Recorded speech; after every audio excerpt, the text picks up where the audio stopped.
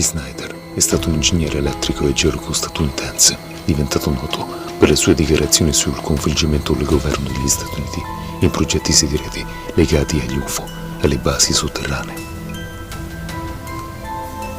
Schneider è nato a Bethesda, nel Maryland, il 23 aprile 1947. Si è laureato al Virginia Polytechnic Institute in State University in geologia e ingegneria civile. Nel 1973 ha iniziato a lavorare per il governo degli Stati Uniti come ingegnere civile. Ha lavorato a diversi progetti, tra cui la costruzione di basi militari sotterranee, ponti e strade. Schneider affermava di essere stato coinvolto in una costruzione di una base sotterranea segreta a Dulce, nel Nuovo Messico, che sarebbe stato nel centro di un conflitto tra gli umani e gli extraterrestri. Ha raccontato di violenti scontri tra le forze militari degli Stati Uniti e gli extraterrestri nella base, che avrebbero portato alla morte di diverse persone, comprese i membri delle forze speciali. Schneider sosteneva anche di essere stato testimone dell'esistenza di una vasta rete di basi sotterranee negli Stati Uniti, coinvolte in una serie di attività segrete, tra cui sperimentazioni genetiche, ricerca e sviluppo di armi avanzate e relazioni con gli extraterrestri.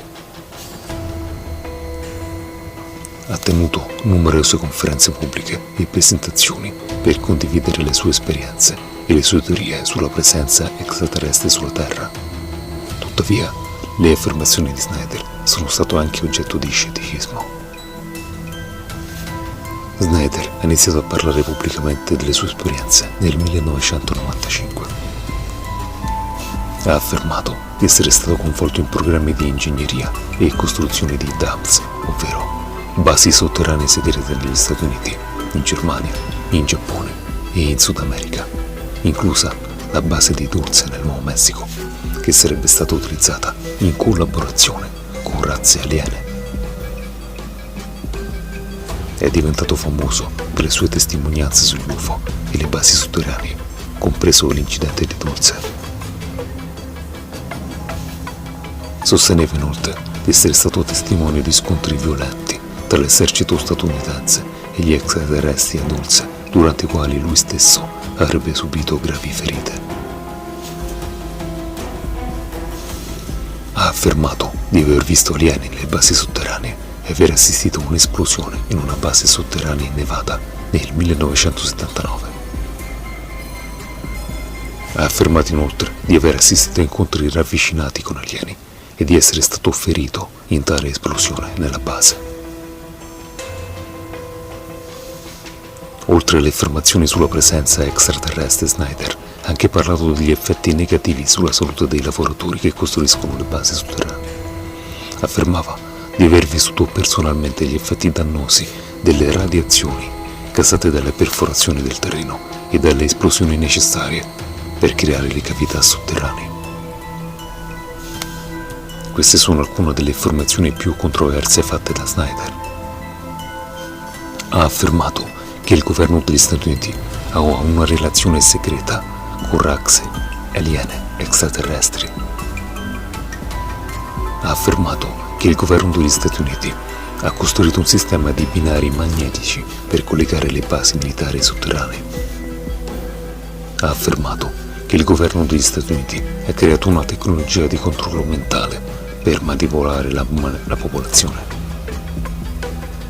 Ha affermato che le basi militari sotterranee sono enormi e situate in tutto il mondo. Ha affermato che le basi sono utilizzate per ospitare armi nucleari, tecnologia aliena e prigionieri politici. Ha dichiarato inoltre che le basi sono protette da armi letali e sistemi di sicurezza avanzati. Schneider ha fornito dettagli specifici sulle basi militari,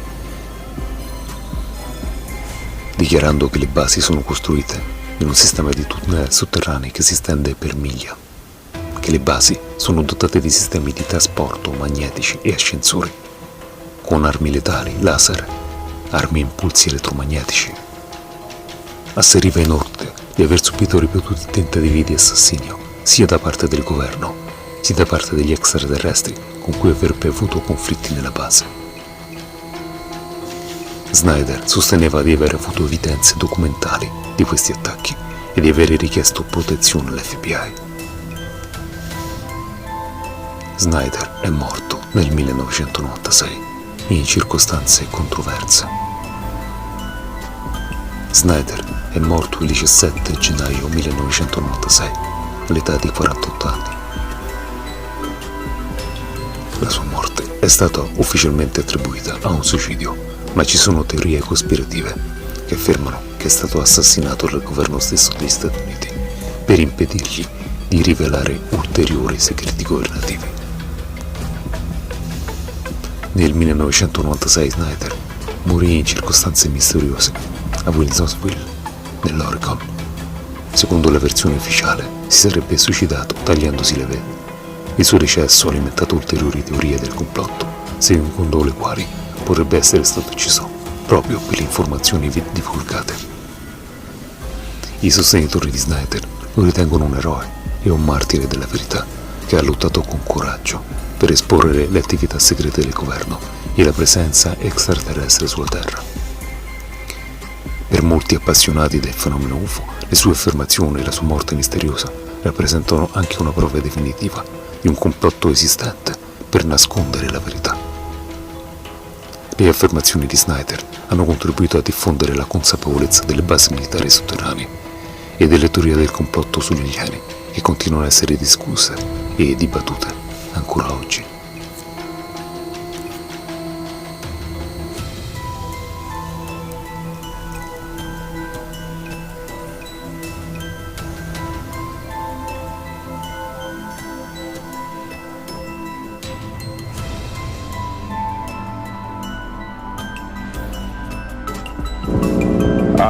One of them did this. All I remember is that he just kind of waved his hand in front of his chest, and the next thing I know, this blue beam hit me and just literally opened me up like a fish, and burnt my fingers right off of me. And it was some form of electrical force, because the kind of like being hit by a lightning bolt burned all my toenails off of me. Completely crispy crittered my left foot. Burnt the shoe right off of me. All I remember is the smoking remains, and I'm still conscious, but in and out of, I didn't remember much. And there was a Green Beret that was right behind me that risked his life. In fact, he died. But he risked his life. He shoved me back in the basket and hit the button and took me up. And I wouldn't be alive talking to you today if it wasn't for him. I'm forever indebted. He lost his life. 66 Secret Service agents, Green Berets, Black Berets, crack troops lost their lives because the government, our United States government, lied, did not tell us anything about the alien threat. There's a war underneath there, and I'm talking dead serious. It's been going on since that time. Since late August of 1979, our military, the Russian military, basically the militaries of the world, have been in constant conflict with the outer space alien. The small gray, the large gray, the reptilians, the whole thing. There are 11 distinct races of aliens. 2 are benevolent. 1 had to leave here in a hurry because their world is under attack, both on the surface as well as underground. There, the Pleiadians. They're familiar. Maybe some of you are familiar with that. Would some of you raise your hands who've heard of Billy Meyer and some of the, very good, about half the group. Well, Billy Meyer is one of these lucky people that they figured, well, he's kind of a simple type, we'll show him everything. Well, these are the benevolent aliens, and they've been here helping us. In fact, I have a picture, let me reach for it here.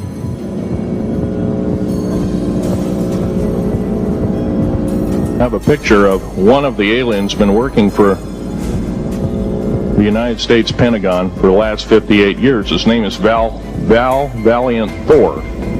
He's right here.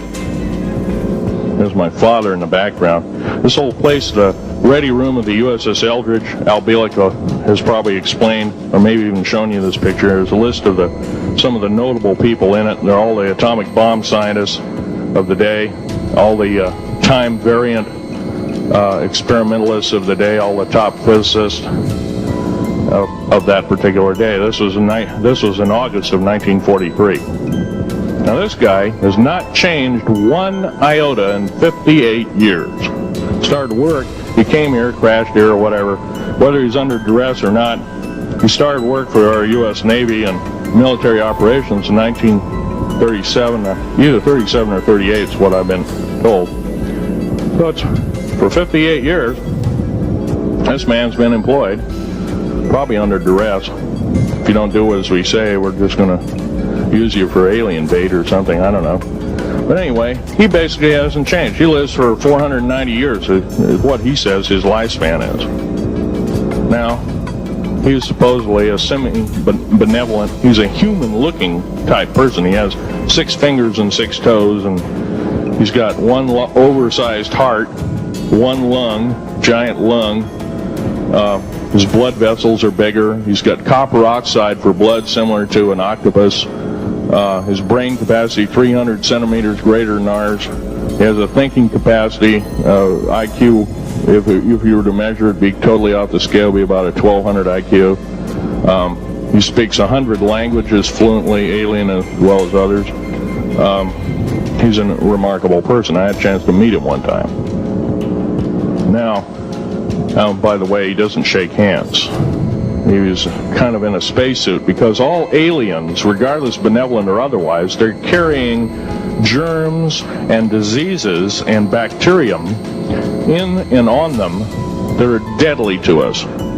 If I were making policy, I'd quarantine them all because how do we not know that some of our diseases like AIDS, Ebola, hantavirus, and a few of these other weird designer diseases, as I call them, are not made from the cadavers of some of these aliens as a biological weapon to use against the people of the United States? Well, I'm a tired American speaking out.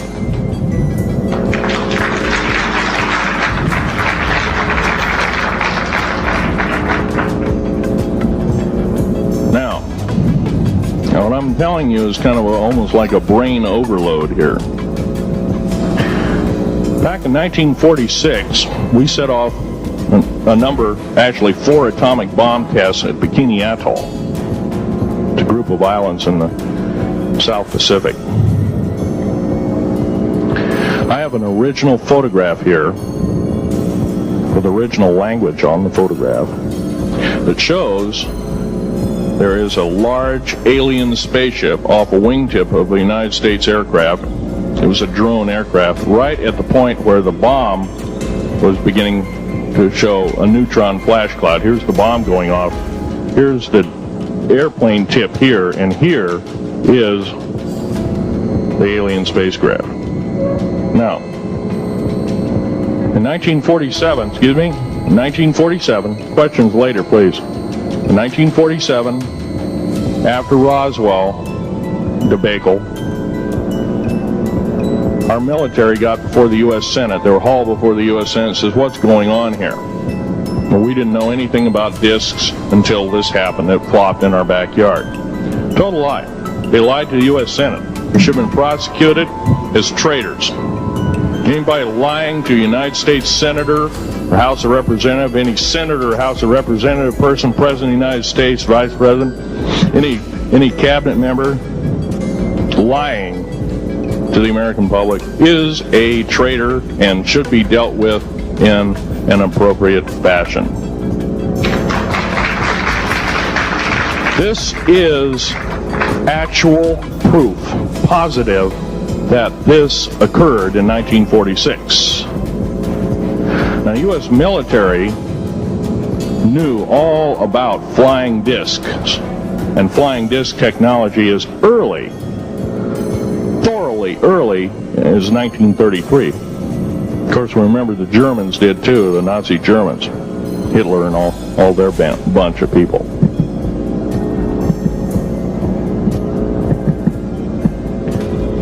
Now, it gets to the big question.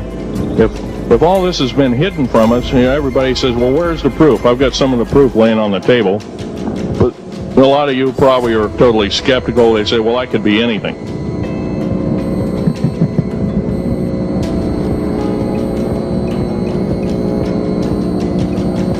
In my hand here, I have a piece of what's called corbamite. It's the heaviest element in the world. Element 140. This piece of material weighs 15 ounces. 3.5 times the weight of uranium. It cannot be made to emit gamma rays. It cannot be isotoped. It is totally stable. It is used in all stealth aircraft and all Phoenix-class submarines. When combined with other alien elements, it is impregnable. It cannot be melted with charged particle beam weapon. When properly combined in secretive compounds, it can withstand temperatures in excess of 10 million degrees Fahrenheit. It is grown by aliens who have given a good...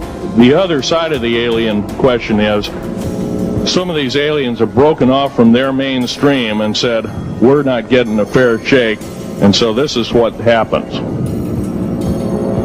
And I'm talking about the alien grays. Some of them broken away. They're talk about not being popular.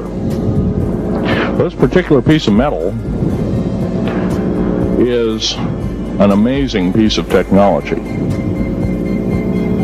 It's capable of being grown in 15 different crystal systems. Now, I'm a geologist, and I, prior to 15 or 20 years ago, knew of only 6 crystal systems. There's actually 15, if you count all the alien metals. Now, this is only element 140. If you look at the local periodic table in your local library, it says 104. Somewhere down the line, we've been lied to, we've been cheated. What we have to do is we have to literally ask for the truth. If we cannot ask for the truth, we must demand the truth. We must take it before courts of law in common law systems, and we must demand it. If we cannot do this, our founding fathers told us the only thing left is to overthrow, to get the parasites out. I don't advocate overthrow, but it does look like this may be the only alternative.